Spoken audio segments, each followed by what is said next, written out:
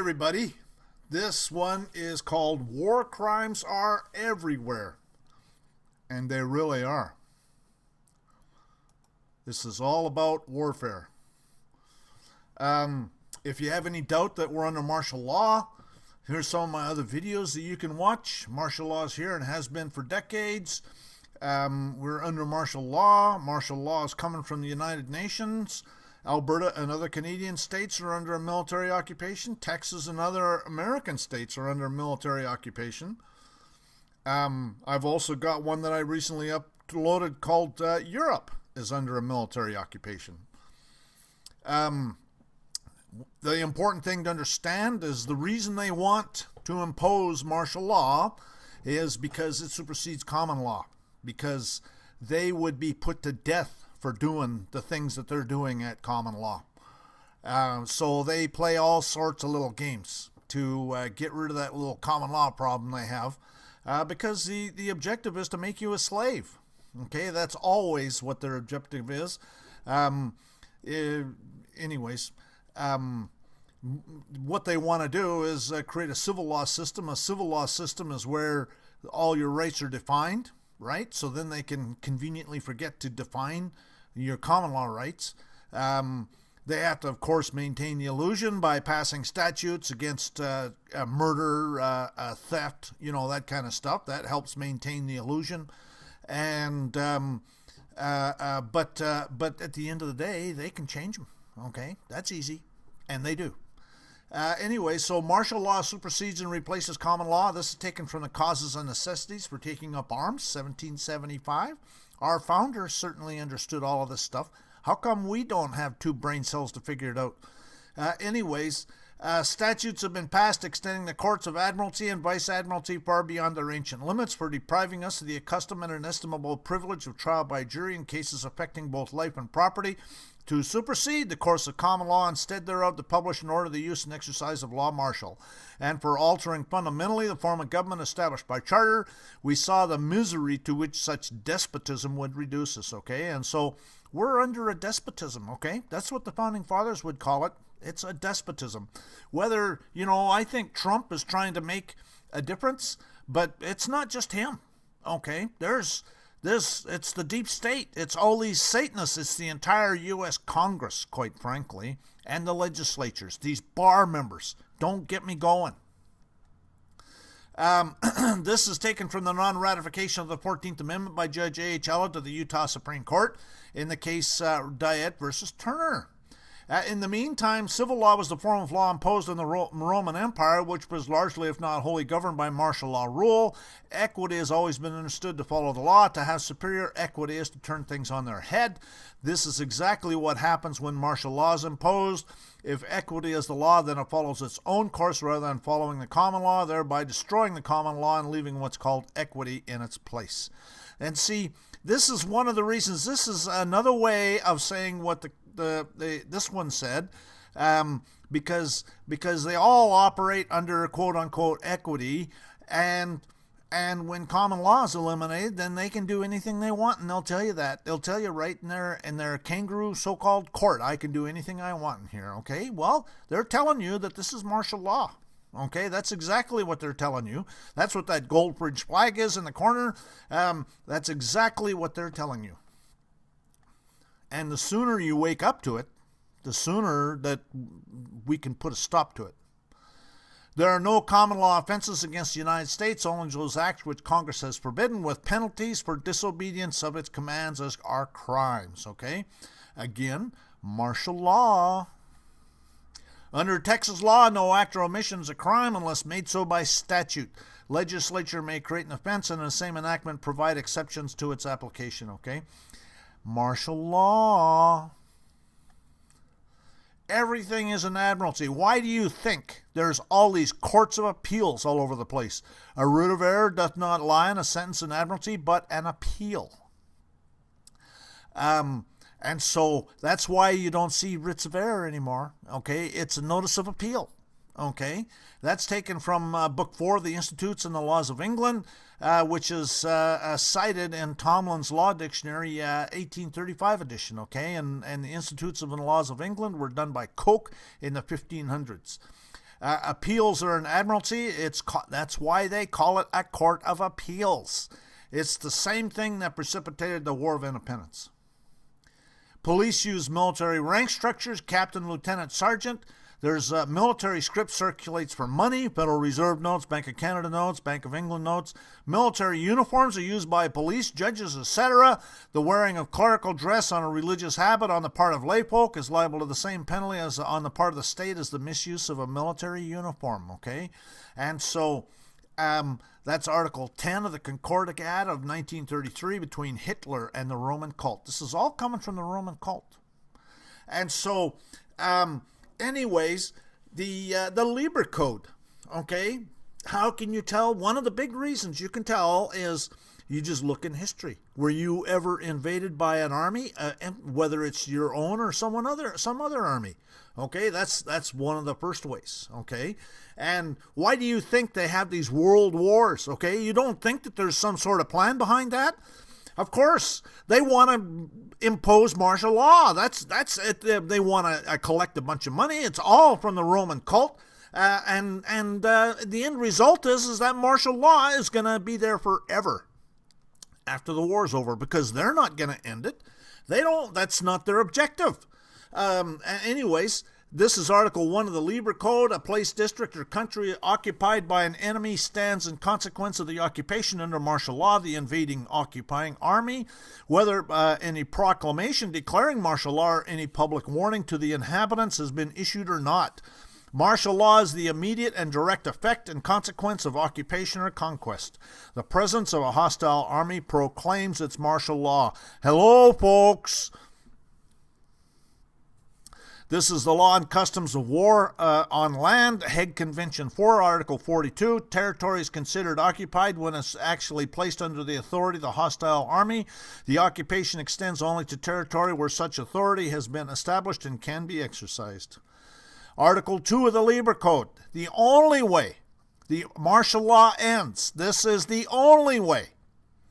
Martial law does not cease during the hostile occupation except by special proclamation ordered by the Commander-in-Chief or by special mention in the Treaty of Peace, concluding the war.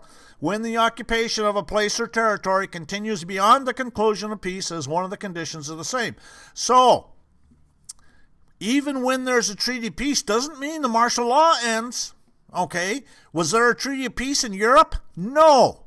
Was there a proclamation? No. Was there a treaty of peace with the American Civil War? No. Was there a treaty of peace with the War of the U.S. and Mexico? Yes. It's called the Treaty of Hidalgo. But was there anything in it about the martial law ending? No. That means that the southern states and the territory acquired because of by the Treaty of Hidalgo are all under martial law. And the same thing with the Spanish-American War, the same thing with every other war. And really, if you go back to the Royal Proclamation of 1763, it says that everything west of what was then the original 13 colonies, Nova Scotia, New Brunswick, Prince Edward Island in Canada, and a small part of Quebec. Okay, everything west of that was Indian territory, and they were told to stay out of it. And so then we're all in all of that territory. That is all under martial law. Think about it. We now live in a nation where doctors destroy health, lawyers destroy justice, universities destroy knowledge, governments destroy freedom, the press destroys information, religion destroys morals, and our banks destroy the economy. Well, hello, folks. Don't you think that's all symptoms of martial law? What do you think the Founding Fathers were talking about with the despotism? Copies of these documents can be found in my private group at Yahoo called Administrating Your Public Servants. For a complete set of YouTube videos with private information shares, a DVD with over 50 searchable law dictionaries and other books and forms, contact me privately at engineerwin@yahoo.com. Donations to support this work are appreciated. I prefer gold or silver coin, but as an extremely less desirable alternative, I can accept the military script. Okay, the IOUs, the Federal Reserve notes, the PayPal gifts, the checks, the money orders, etc. Send me an email for particulars. This is Article 2 of the Geneva Convention relative to the protection of civilians in a time of war in 1949. In addition to the provisions which shall be implemented in peacetime, the present convention shall apply to all cases of declared war or of any other armed conflict which may arise between two or more of the high contracting parties.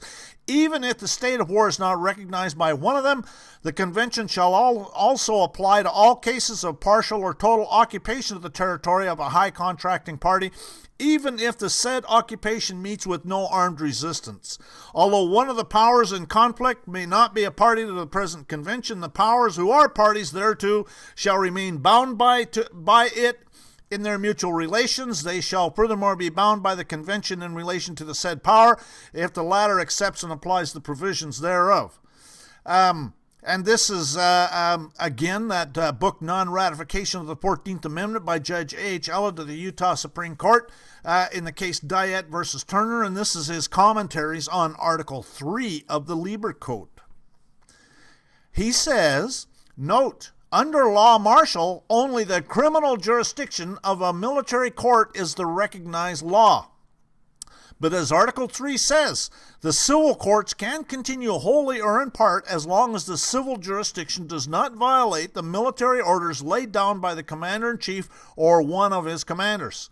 By this means, a military venue, jurisdiction, and authority are imposed upon the occupied populace under the disguise of the ordinary civil courts, and officers of the occupied district or region, because of the so-called civil authorities in an occupied district or region, only act at the pleasure of a military authority.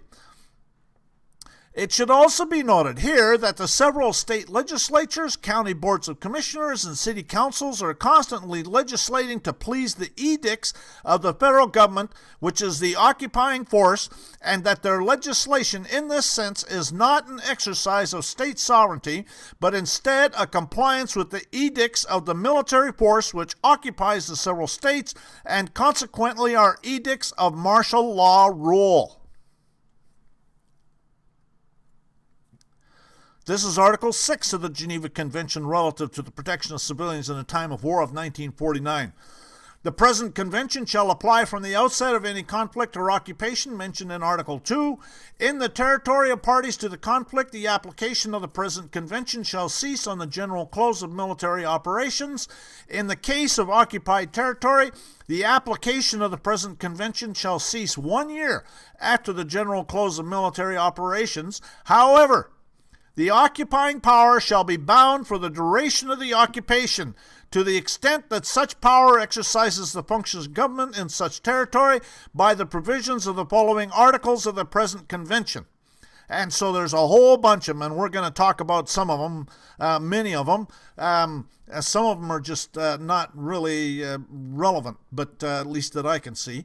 But that means that the Geneva Convention, these articles in the Geneva Convention apply forever until there's the martial law ends. Probably forever. When acting to enforce a statute and its amendments to the present date, the judge of municipal court is acting as an administrative officer, not in a judicial capacity.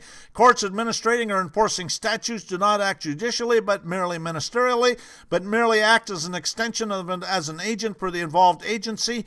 They're bought and paid for clerks. Okay, so this is all part of the martial law. It is the accepted rule not only in state courts but of the federal courts as well that when a judge is enforcing administrative law, that's martial law, they are described as mere extensions of the administrative agency, the martial law agency, for superior reviewing purposes as a bought and paid for clerk. Judges who become involved in enforcement of mere statutes, civil or criminal in nature, act as mere clerks of the involved agency. Bought and paid for clerks. Where any state proceeds against a private individual in a judicial forum, it's well settled that the state, county, municipality waives any immunity to counters, cross-claims, or complaints by direct or collateral means regarding the matters involved. And so, again, this is all about martial law. But remember, we talked about, in other videos, we talked about two classes of citizens, okay? Martial law only applies to U.S. citizens, okay? State citizens, it does not apply. What they do is they go ahead and assault you and try and let you defend yourself. But at the end of the day, state citizens, it doesn't apply to state citizens. That doesn't stop them from assaulting state citizens. When enforcing mere statutes, judges of all courts do not act judicially and thus are not protected by qualified or limited immunity. But if you stick to your arguments, you can pierce right through their immunity. This is all stuff that state citizens would argue. There's your kangaroo court, okay? The little kangaroo bail priest up at the front with his black robe on, and the kangaroo bailiff and the kangaroo liars, they're all there. Immunity for judges does not extend to acts which are clearly outside their jurisdiction. A clerk masquerading as a judge is not competent to do anything judicial, like issue orders or warrants. A clerk masquerading as a judge is operating in his private capacity and has no immunity. Ministerial officers are incompetent to receive grants of judicial power from the legislature. Their acts in attempting to exercise such powers are necessarily nullities. It's a void judgment. Watch my void judgment video. Where there is no judge, where there is no jurisdiction, there is nothing. There is no judge. The proceeding is nothing. Such has been the law from the days of Marshal Saya. That's a cite from from 10 Coke 68 in the 1500s, and it is cited in Bradley versus Fisher, a U.S. Supreme Court case, which is cited in a subsequent federal court case. Don't forget to subscribe to this YouTube channel. Don't forget to follow me on Steemit at Sovereignty International. Don't forget to like this video on YouTube. Don't forget to click the bell next to the subscribe button so you're notified when there's a new upload. On Steemit, don't forget to vote and make your comments. And I've also got a few videos up at BitChute.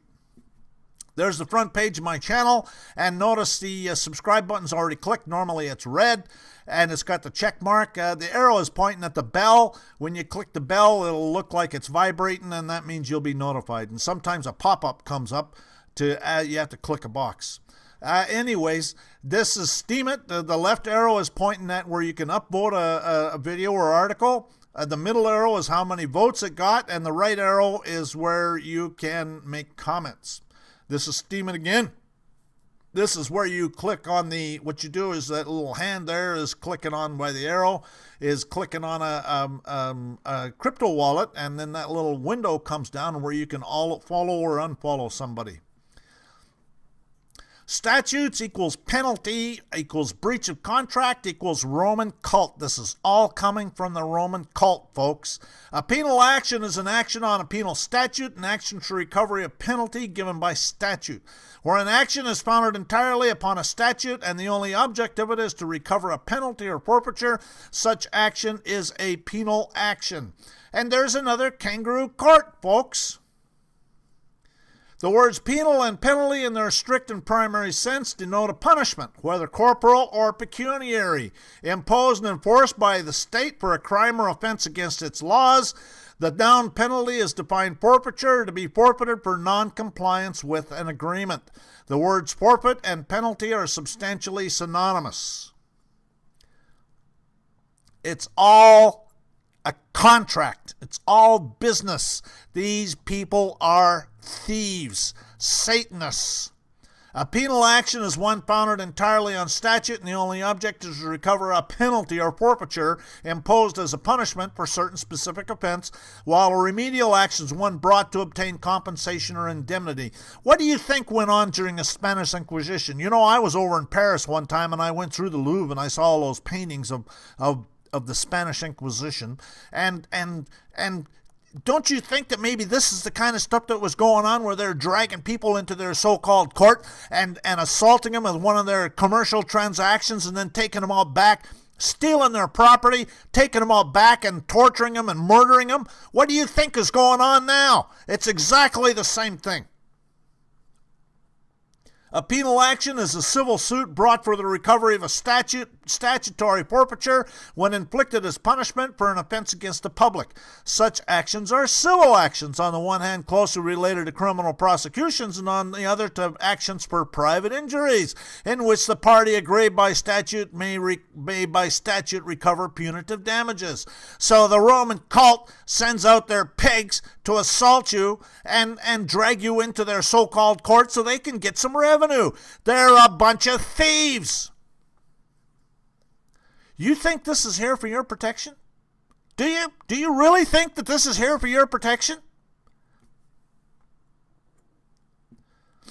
My VidMe channel is shut down on the 15th of December, and my YouTube channel called Sovereignty International is free.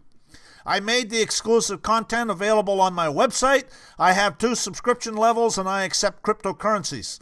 $2.99 a month or $19.99 a year for the videos only.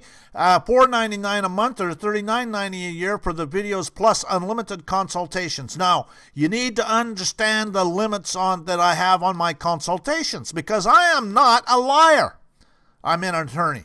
No, actually, I'm a liar. But I can tell you what I would do in a certain situation, and I can tell you where you can find the forms to do it. But again, I'm not a liar. And now you have to understand, the only power that these New World Order Satanists have over us is through fraud and deception, and my agenda is to expose it for all our benefit, and I can't fight all the battles. So I need other people fighting the battles and being on point. And so what you could, one possible scenario is you could consider the $39.99 a year, the $19.99 a year, the $2.99 a month, or whatever, as a donation. And it's a modest donation, there's no doubt about it. But everybody, or a bunch of people chipping in a little bit, adds up to be a lot. And so it's always appreciated. I'm currently publishing 1 video a week. Some of the exclusive content is Arlington Private Information Share, Land Deed Training, Estoppel Certificates Training, Foreclosure Estoppel Certificates Training, Corporate Denial Training, Toll Roads Notice and Demand Training, Invoice Training, Notice of Void Judgment Training.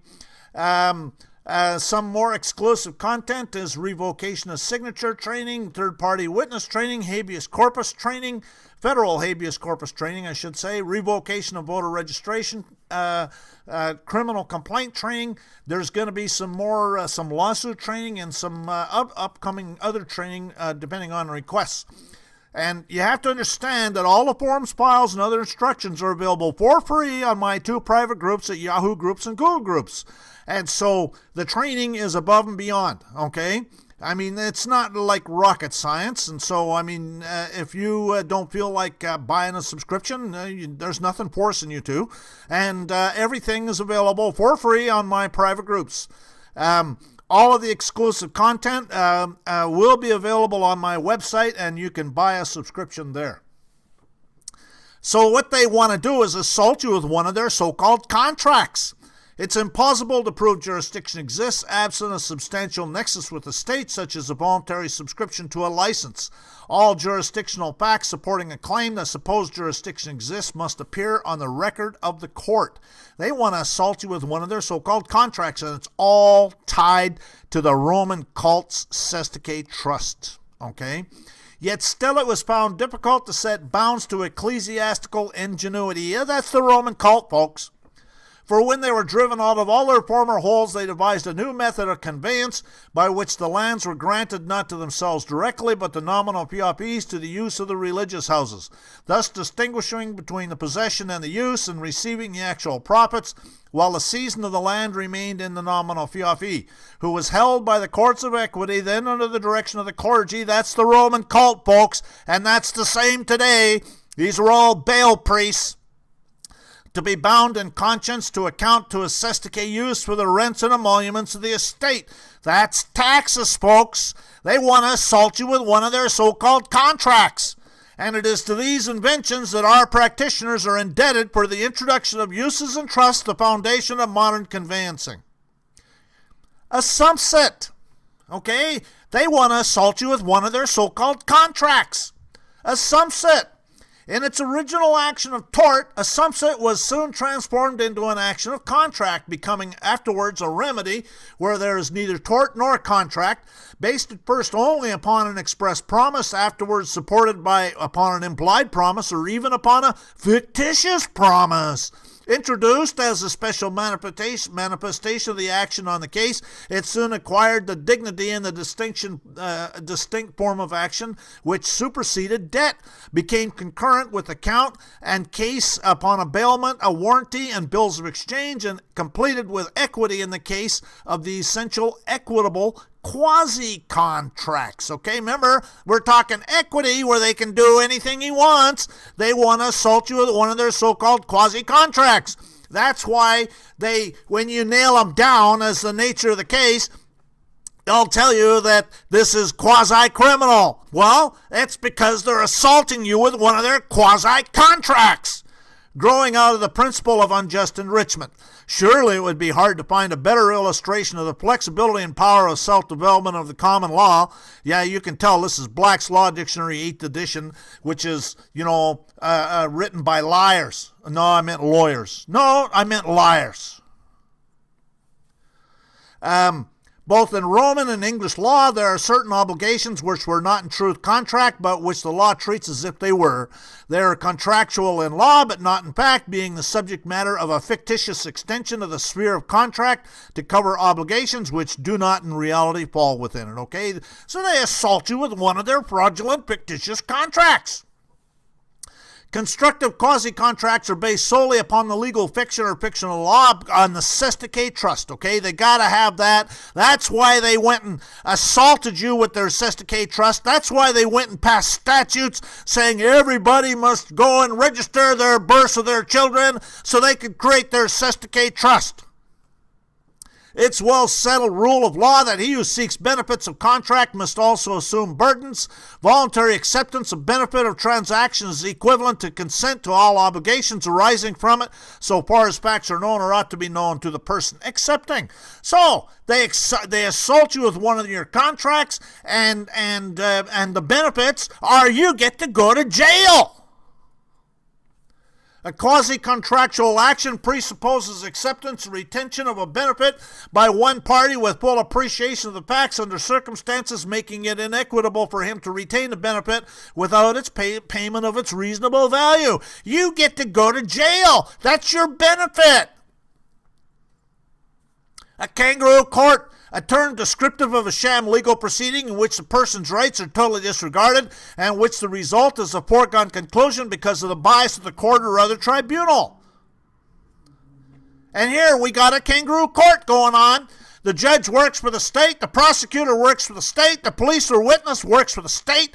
The vast majority of the disputes with the police initiated on behalf of their employer are also adjudicated by their employer, where the plaintiff, the judge, the antagonist, the police, and the only witness, also the pigs, also all represent the same party, and since no corpus delicti, mens rea, or acts reus can be produced, doesn't technically qualify to be heard according to its own laws, the state therefore is indistinguishable from a criminal cartel. And this is a really, really ingenious way that Curtis Kallenbaugh deals with it. Very simple. Waiver. And it's recorded. Notice it's recorded in Winnebago County, Illinois. From the beginning, with God as my witness, I, Curtis, a true man of God, knowledgeable all blessings given by God, repent all transgressions against God, and waive all claims without God. And these people are Satanists. It has nothing to do with God. I mean, you're basically exposing that too at the same time. This is great. I'll bet it works really good too. My contact information is sovereigntyinternational.wordpress.com. That's my blog. My website is sovereigntyinternational.fyi. My email address is engineerwin@yahoo.com. My YouTube profile is Sovereign Living and Sovereignty International. My Facebook community page is deleted. I deleted it due to censorship on the part of Facebook. Facebook's a has-been. I rarely go there anymore. I'm not interested in going there. There's other people that are there. Knock yourself out. My private group at Sovereignty International is being deleted. It takes time to ban 17,000 people off your group. I actually have just ignored it. A Yahoo private group called Administrating Your Public Servants. My Google private group is called Administrating Your Public Servants. Follow me on Twitter at Engineer Win. Follow me on Steemit at Sovereignty International. And I've got some videos uploaded to BitChute as well. Anyways, so we're going to talk about some of the war crimes now. And this is Article 6 of the Geneva Convention relative to the protection of civilians in a time of war of 1949. And the reason I'm mentioning that is I want to list all of the articles. And there's a bunch of them there. They're at the bottom. And so we're going to talk about a bunch of these articles. And Article 8. Protected persons may in no circumstances renounce in part or in entirety the rights secured to them by the present convention and by special agreements referred to in the foregoing article, if such there be. Now, first of all, in my opinion, you don't want to be a protected person. Okay, that's a slave basically. But if they are assaulting you and they're dragging you into their kangaroo court and doing all the stuff that they do like for example in jail, okay, then I mean this is really your only remedy, okay, and so that would be when I'd bring this stuff up. In fact, I have heard friends of mine have told me that when you handwrite a habeas corpus, it's got to be handwritten, can't be typed because type creates a trust. When you handwrite a habeas corpus in jail and put in the fact that you're a protected person under the Geneva Convention and they're involved in war crimes, they'll kick your butt out of there so fast your head will spin. Anyways, that's what I've heard, and it wouldn't surprise me because it nails it, I'll tell you. Anyways, and what this article is saying is that you cannot renounce the rights that this thing protects you with. And this is all basically the UN, and what they're doing is they're basically making the U.S., it's criminals in the U.S. and other countries that are forcing you to go to the UN to get a remedy, okay? They want to basically turn it's a global plantation where the U.S. doesn't become sovereign or eliminates sovereignty, okay? That's part of the elimination of American sovereignty is what it is. But when they got your ass in jail, then you got to just do whatever you have to do. And I would do this in a heartbeat if I was in jail.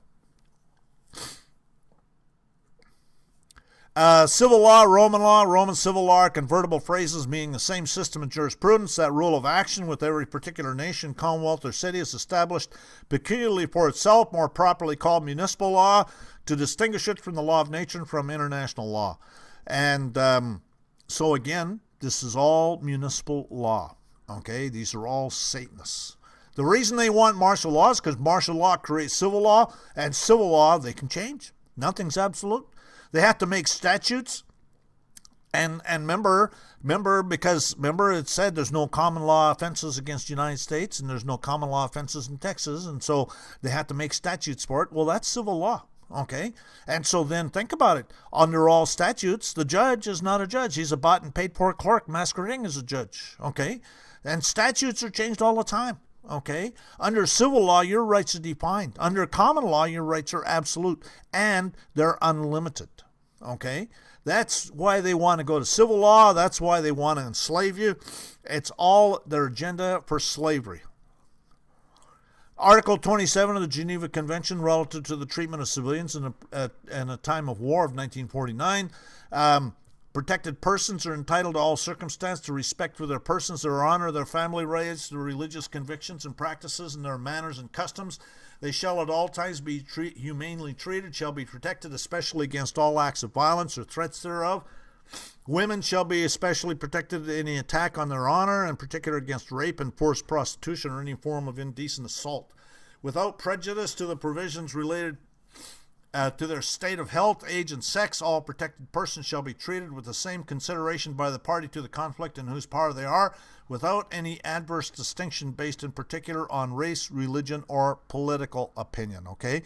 While they routinely, think about it, in the U.S., they have a hate-on for quote-unquote sovereign citizens. We can go on, they're terrorists, we can murder them.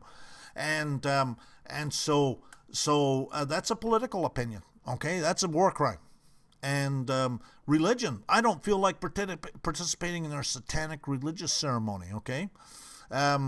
Anyways, The party to the conflict in whose hands protected may be is responsible for the treatment according to them by its agents, irrespective of individual responsibility what may have incurred. Okay, so they cannot sit there and say, well, this guy's a criminal, we're going to put him in jail and we're washing our hands of it. They are responsible. The corporation is responsible. Okay, they cannot like this good faith thing. Okay, they go and pass these good faith statutes saying that that good faith is a good argument to get off of. Well, that's a bunch of crap. Article 31. No physical or moral coercion can be exercised against protected persons in particular to obtain information from them or from third parties. Well, when that pig stops you on the side of the road and starts putting you in handcuffs because you don't want to give him your name, okay, that's coercion, okay, and that's a war crime. This could also be used against the NSA, the CIA, Facebook, and the banksters compelling the disclosure of a social security number. Article 32. High contracting parties specifically agree that each of them is prohibited from taking all measures of such a character as to cause physical suffering or extermination of protected persons in their hands. This prohibition applies not only to murder, torture, corporal punishment, mutilation, or medical or scientific experiments not necessitated by medical treatment of a protected person, but also to any other measures of brutality, whether applied by civilian or military agents. And so, they cannot be performing medical experiments, okay, in which the U.S. has a well-known history of doing. Article 33. No protected person may be punished for an offense he has not personally committed. Collective penalties and likewise all measures of intimidation or terrorism. Well, these pigs run around with their military uniforms and their black and white vehicles that are designed to be terrorizing and threatening. It's all psychologically designed to be doing that, okay? Pillaging is when they steal your property, okay? Anybody that's involved in a foreclosure, the reason I even became aware of this, quite frankly, is because I saw a document. It was like a 1,000-page document that was prepared by a lawyer, a law firm in Hawaii, over a guy who had his mortgage, his home stolen by the banksters, and it was pillaging. They were calling it pillaging, and they sent it to the Attorney General for Germany against Deutsche Bank.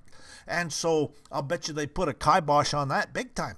Anyways, reprisals against protected persons and their property are prohibited. And so when they, again, everything they do is intimidation and terrorism. They are the terrorists. This whole war on terror is them being the terrorists, okay? All of these terrorists are agent provocateurs. And they go on, it's an excuse to take away your rights is what it is. These people are Satanists. Don't get me going.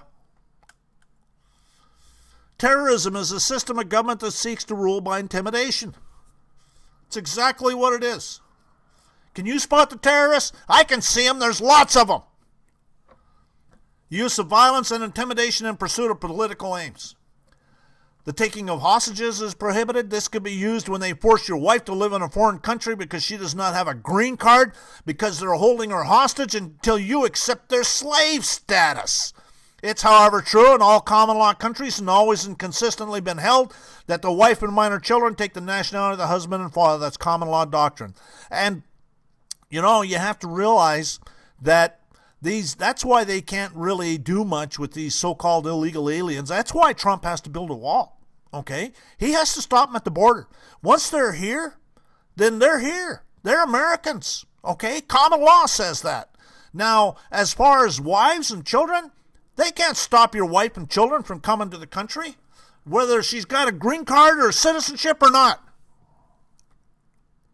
These people are Satanists. Article 47. And the sooner we the people wake up to what common law is, the sooner we'll start being free again. And until then, we're going to be slaves. It's all part of divide and conquer by these Satanists. Article 47. Protected persons who are in occupied territory shall not be deprived in any case or any matter whatsoever of the benefits of the present convention by any change introduced as a result of the occupation of a territory into the institutions or governments of said territory, nor by any agreement concluded between authorities of the occupied territories and the occupying power by any annexation by the latter of the whole or in part of the occupied territory. And so they cannot go and use their agreements, like how about the NAFTA, okay, to violate your rights, okay? There you go. That's a good example. That's why I was glad that Trump is getting out of NAFTA. Article 51.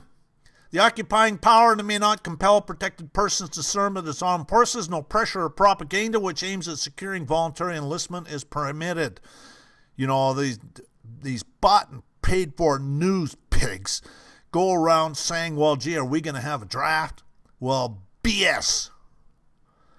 That's why they cannot do conscription and see the do-it-yourself how not to volunteer for the selective service in the draft video. Article 52. Geneva Convention relative to the protection of civilians in a time of war of 1949.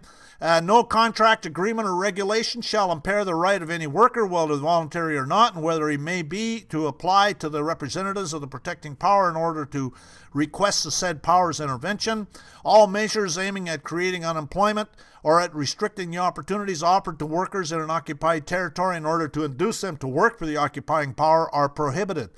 And that's what these Satanists do, okay?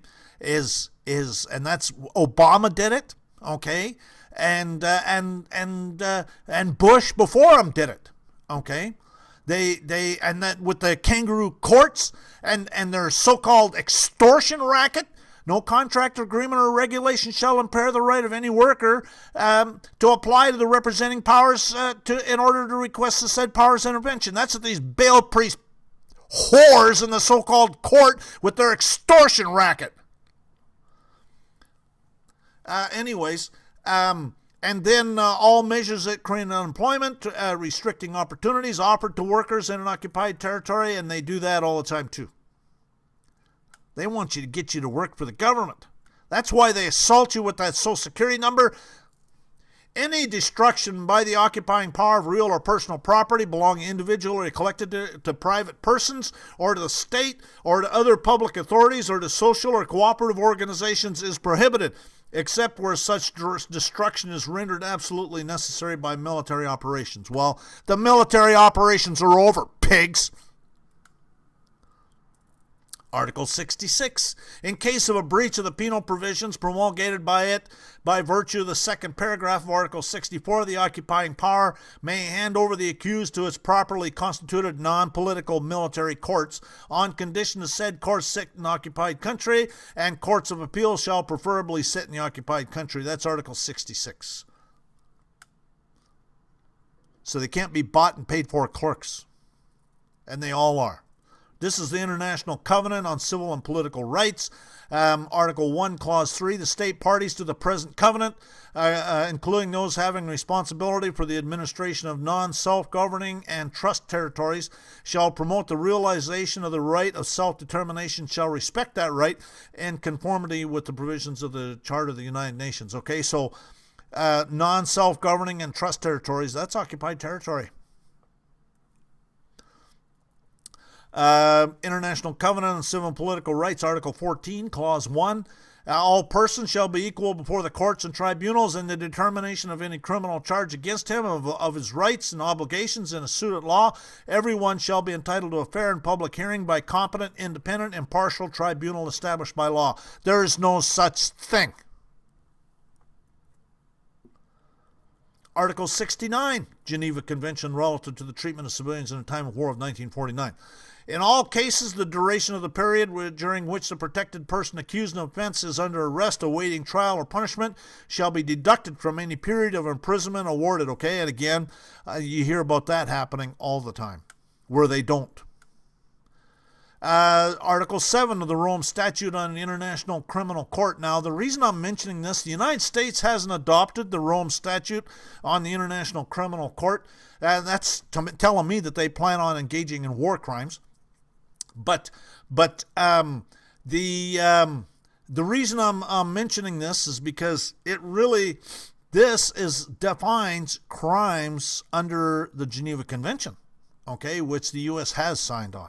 And so you may not be able to get this prosecuted in the International Criminal Court, but you ought to be able to get it prosecuted if you can find a clerk or a judge that doesn't want to be a bought and paid for clerk.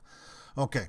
So anyways, for the purpose of this statute, crime against humanity means any of the following acts when committed as part of a widespread or systematic attack directed against any civilian population with knowledge of the attack. Okay, and some of them, these are not all of them. And another reason I'm mentioning this, by the way, is that Canada has adopted this, and they have a War Crimes Act, and so this is very valid in Canada. Enslavement, imprisonment for other severe deprivation of physical liberty and violation of fundamental rules of international law, torture, persecution against any identifiable group or collectively on political, racial, national, ethnic, cultural, religious, gender that are universally recognized as impermissible.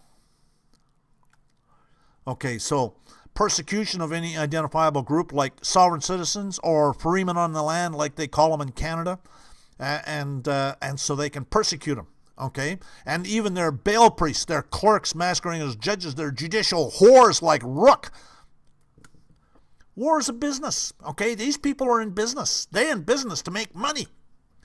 Check out my other videos, Bankster Thieves playlist, Roman Cult playlist. Boy, this came around just at the right time because I was really starting to get wound up there. Anyways, bankrupt corporate so-called governments, bar members 1 through 3, do-it-yourself how not to volunteer for the selective service in the draft, martial laws here, do-it-yourself no income tax, do-it-yourself free mail, do-it-yourself kangaroo courts 1 through 13, Canada Border Pigs playlist.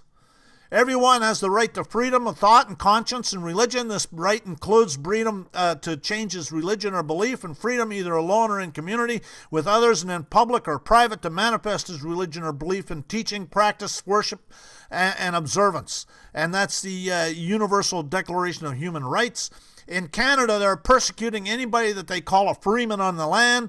In the U.S., they persecute sovereign citizens. When a judge is a bought and paid for a clerk, it is a religious ceremony, a satanic religious ceremony, and they're persecuting you because of your wish not to participate in their Satanism. I know people that have walked into court and said, I don't wish to participate in your religious ceremony, and they kick you out of there. When the judge is a bought and paid for a clerk, it's not a fair and regular trial. When it's a civil, they're saying it is criminal. It's not a fair and regular trial. Okay, and so when they're saying it's quasi-criminal and really it's quasi-civil because it's all civil, and then it's not a fair and regular trial. The bought and paid for a clerk is bought and paid for. Article 7.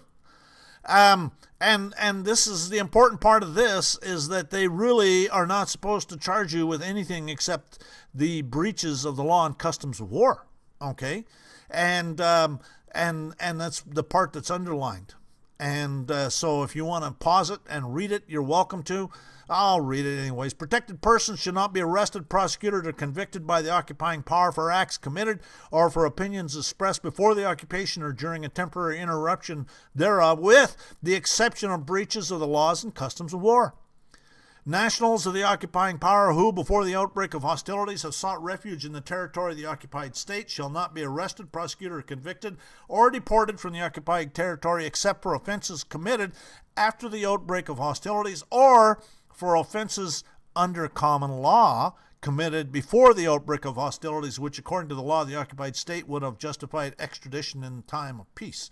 Now, think about it. What they're saying here is that martial law supersedes common law. That's what they're saying. Eliminates common law, which is what I said at the beginning. No sentence shall be pronounced by competent courts of the occupying power except after a regular trial. Okay, there are no regular trials. They're bought and paid for. Warning, this is a standing army you were told not to tolerate. There's the pigs. Collective penalties and likewise all measures of intimidation and terrorism is prohibited, and they do that all the time. Military uniforms are designed to be intimidating. The police vehicles are designed to be intimidating and terrorizing. The carrying of guns by their code forces is intimidating, especially if the area where you live in, you cannot have guns yourself, okay? That means that you don't have the right to defend yourself against their pigs. If the pig yells at you, it's because you're not cooperating. It's threatening and intimidating. No protected person may be punished for an offense he or she has not personally committed. Collective penalties and likewise all measures of intimidation or terrorism are prohibited. Pillage is prohibited. Reprisals against protected persons and their property are prohibited. They're assaulting you for the crimes of their fraudulently created Satanic Trust. In Canada, they regularly seize people's vehicles that are not registered. Okay? That's called pillage. Everyone has the right to own property alone as well as in association with others. No one shall be arbitrarily deprived of his property. Well, and that's the Article 17 of the Universal Declaration of Human Rights. Rights are property. Any restraint, however slight, upon another's liberty to come and go as one pleases constitutes an arrest. An illegal arrest is an assault and battery. The person so attempted to be restrained of his liberty has the same right to use force in defending himself as he would in repelling any other assault and battery. Each person has the right to resist an unlawful arrest. In such a case, the person attempting the arrest stands in the position of a wrongdoer and may be resisted by the use of force as in self-defense. No one shall be subjected to arbitrary arrest, detention, or exile. Okay, that's Article 9. Rome Statute on the International Criminal Court. The court shall have jurisdiction with respect to war crimes, particularly when committed as part of a plan or policy. For purposes of this statute, war crimes means grave breaches of the Geneva Conventions of 12 August 1949, namely any of the following acts against persons or property: extensive destruction or appropriation of property not justified by military necessity, carried out unlawfully and wantonly; compelling a prisoner of war or other protected person to serve in the hostile forces of the forces of the hostile power; willfully depriving a prisoner of war or other protected person of the rights of fair and regular trial; unlawful deportation or transfer, or unlawful confinement; intentionally directing attacks against individual civilians not taking part in hostilities; intentionally directing attacks against civilian objects, that is, objects that are not military objectives; intentionally launching attacks in knowledge that such attack will cause incidental injury to civilians or damage to civilian objects, which would be clearly excessive in relation to the concrete direct overall military advantage anticipating; destroying or seizing enemy's property unless such destruction or seizure is imperative, demanded by the necessities of war; declaring abolished, suspended, or inadmissible in a court of law the rights and actions of the nationals of a hostile party. That's that rook, that Satanist pig in Canada. Pillaging in a town or place even when taken by assault; committing outrages upon personal dignity, in particular humiliating and degrading treatment. For the purpose of this statute, genocide means any of the following acts: committed intent to destroy in whole or in part a national, ethnical, racial, or religious group, such as deliberately inflicting on the group conditions of life calculated to bring about its physical destruction in whole or in part; forcibly transferring children to the group to another group. Okay, so when they steal your children, that's genocide. Okay. And when their persecution of freemen on the land and sovereign citizens is genocide. In Canada, they're engaging in genocide against freemen on the land. In the U.S., they're engaging in genocide against sovereign citizens. If they steal your children, because you don't want to register them, that's a form of genocide. Crime against humanity. This is the Crime Against Humanity and War Crimes Act of Canada. Crime against humanity means murder, extermination, enslavement, deportation, imprisonment, torture, sexual violence, persecution, or any other inhumane act or omission that is committed against any civilian population or any identifiable group that at the time and place of its commission constitutes a crime against humanity. Genocide, well, we already talked about that elsewhere. War crime means an act or omission committed during an armed conflict that at the time and place of its commission constitutes a war crime. Every person is guilty of an indictable offense who commits genocide, a crime against humanity, or a war crime. Conspiracy, every person who conspires or attempts to commit is an accessory after the fact in relation to or counsels in relation to an offense referred to in subsection A is guilty of an indictable offense. Every person who commits an offense under subsection 1 shall be sentenced to imprisonment of life if an intentional killing forms the basis of the offense, is liable to imprisonment for life in any other case. Okay, and that's the War Crimes Act of Canada. The definition of this act, subsection apply, a conventional international law means any convention, treaty, or other international agreement that's in force and to which Canada is a party, or that's in force in the provisions of which Canada has agreed to accept and apply in an armed conflict in which it is involved. International Criminal Court means the International Criminal Court established by the Rome Statute. War is when your government tells you who the enemy is. Revolution is when you figure it out for yourself. These war crimes are all over the place. And, hello folks, it's time to wake up. When liberty and freedom are at stake, your silence isn't golden, it's yellow.